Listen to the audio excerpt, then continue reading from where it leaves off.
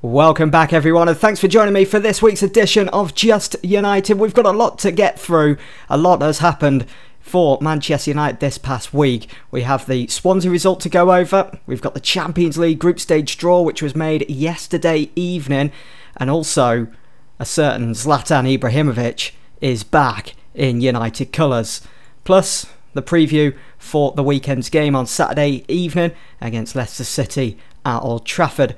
So let's get straight into it. So last Saturday, United travelled to South Wales to take on Swansea in our second game of the new Premier League season. It finished 4-0 and another 3 points. It was Bailly that got the first goal before the half-time break, and then in the 80th minute, Lukaku kicked off a brace of 3 goals. And then Pogba followed him up 2 minutes later in the 82nd, and then Martial capped things off perfectly with a goal in the 84th minute. So another 4-0 win. It's almost as if 4-0 is becoming the new 1-1 for United this season.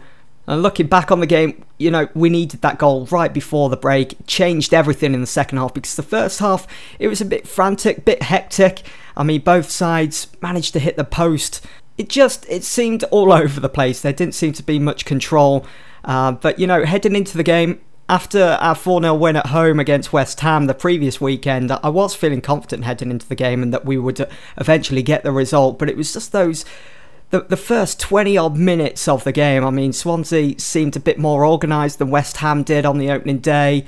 And unlike West Ham, Swansea did start to frustrate us. You saw Pogba's quick succession of tackles. He was warned by John Moss, picked up a yellow card in the process, and he was so lucky not to get sent off in this game after he flew into that challenge. I think he stamped down on one of the players' foot. I think if we had video assistant referees, maybe he would have picked up a second yellow in that game and would have resulted in United going down to 10 men. So a very, very lucky lad indeed. And then Eric Bailly made it 1-0 just before half-time from a corner as well. When was the last time we scored a goal from a corner? As I said though, we needed that goal heading into the break. It did change things. I mean, Swansea came out with a different shape. I think we did as well. And, you know, in the second half, it allowed us then to go about business confidently, calmly. And we did have to wait until that 80th minute, 81st minute to see the second goal. And that just, we absolutely ripped Swansea apart from there on out when Lukaku got his third goal in a United shirt in the Premier League. I mean, we did see 66% of possession as well. So, again, yes, Swansea kind of frustrated us in the first half, but we had our fair share of frustration as well for them to enjoy. But those 3 goals towards the end, absolutely breathtaking. I couldn't believe what I was seeing. 3 goals in the space of 4 minutes. Was this really United playing Swansea? It was just brilliant to watch. It was exciting again. And it was, you know, swift counter-attacking moves. I mean, Martial's goal. Did you see his acceleration was absolutely out of this world, how he kept up with Paul Pogba, got in front of him as well, then Paul Pogba gave him the ball, and it was 4-0 as soon as he received the ball at his feet. Absolutely impressive from United, and it's moments like that which get me even more excited for the season ahead. I mean, we are looking so deadly up front. And even in midfield as well, we're so commanding. We've got Matic now. I mean, the team was unchanged, which we all kind of expected after we beat West Ham the previous weekend. But that midfield of Pogba, Matic, Mata, and even if Herrera comes on as well in the second half, or Fellaini, it's just so strong, so powerful, so dynamic. Matic's break-up play, it's just a wonder to watch. He was even awarded the Man of the Match award for the second week, and I wouldn't be surprised if he gets it again when we play Leicester on Saturday evening. He's just a tremendous player, an absolute. I know I was going on about in the previous episode of Just United, but what a signing for 40 million. And we're still probably going to get another good 4 years out of Matic, without a doubt. He is perfect. He is a Mourinho signing. He is a Mourinho player, and without doubt, he's going to bring success to Manchester United. Just going back to the team selection as well for that game against Swansea, we know it was unchanged from that 4-0 win over West Ham the previous week. I've seen a lot of people on social media saying, well, why doesn't Martial start? He scored against West Ham. He was very impressive and so on. Why doesn't he start? because the last 2 weeks Rashford started over him and he hasn't scored. He's doing everything else right, but he's just missing those goals from his game. And in a way I agree, but at the moment, if it's not broke, don't fix it. I think using Martial as an impact sub, coming off the bench, round about the 70th minute or so, with his speed, his acceleration, that pace, as we saw against Swansea, it's working really well at the moment, and he's getting goals as well. No doubt, it's only a matter of time before Mourinho does start him, because you can't keep going on like that, but maybe Martial's our next Ole Gunnar Solskjaer, you know, that super sub. Yes, every player needs minutes on the pitch, and I would say Rashford needs it more so than Martial at the moment. I know there's only a couple of years difference between their age, but I would say Rashford needs it at the moment. Start him over the top of Martial, and let's just keep rolling with it for now. And maybe those roles will be reversed a bit later on down the line this season. Maybe Rashford will become the player to be that impact sub, a bit like he was last season. Either way, we've got goals in this side. So, game week 2, over and done with. Another 4-0 win for Manchester United, which means we do stay top of the table, but that means nothing still. Only 2 games in. We've got the third one coming up against Leicester City on Saturday. But the way we're going about our business at the moment, as we head into each and every game, I know it's only 2 games at the moment, but it's looking very promising. We're top of the table. But again, as I said in the last episode, I'm not going to get too carried away, not just yet. But I will say this, Mourinho, whichever club he's ever been at, his second season has always been successful. Moving away from last Saturday's game away to Swansea then, let's head into the week. So, before the Champions League group stage was drawn, the news was brought on the same day as well, on Thursday, that ZLATAN Ibrahimovic has re-signed with Manchester United. What a signing. On a free again, he's signed a 1-year contract. He will have the number 10 shirt, means nothing to me anyway.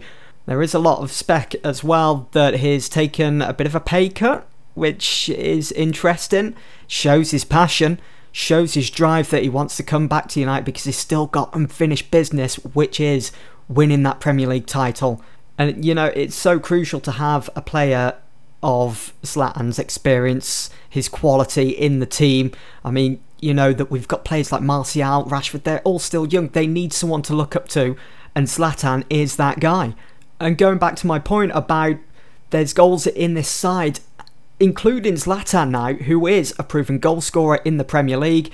What was it? He made 46 appearances last season and scored 28 goals.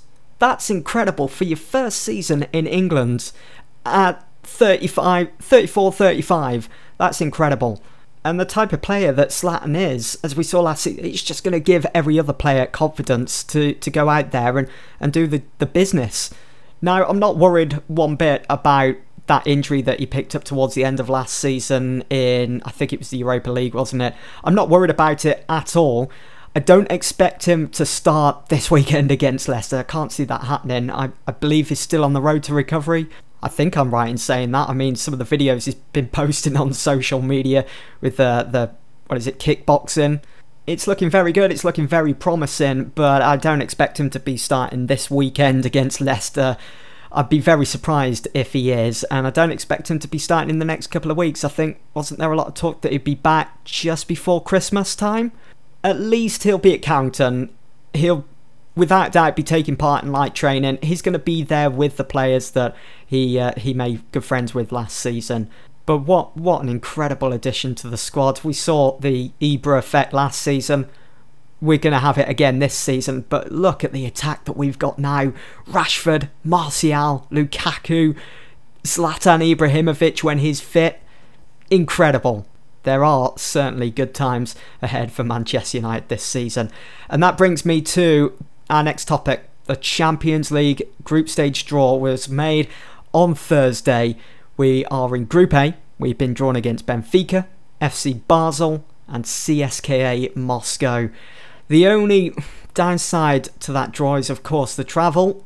But at least we're playing on Tuesdays. I believe we're playing on Tuesdays because of the new system now, how they've drawn the Champions League.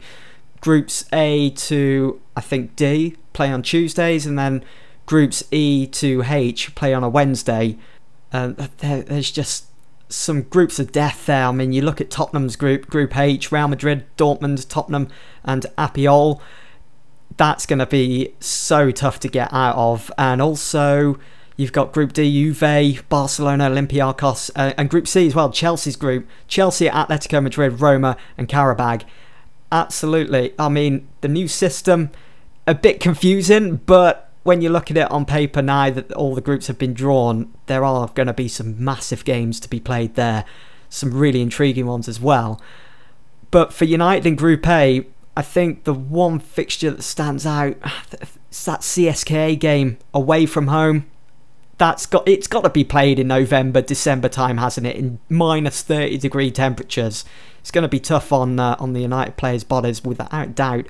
But overall, I think we should get through that group. It's probably only Benfica I can see that's posing any threat towards us there, along slightly just behind with CSKA Moscow.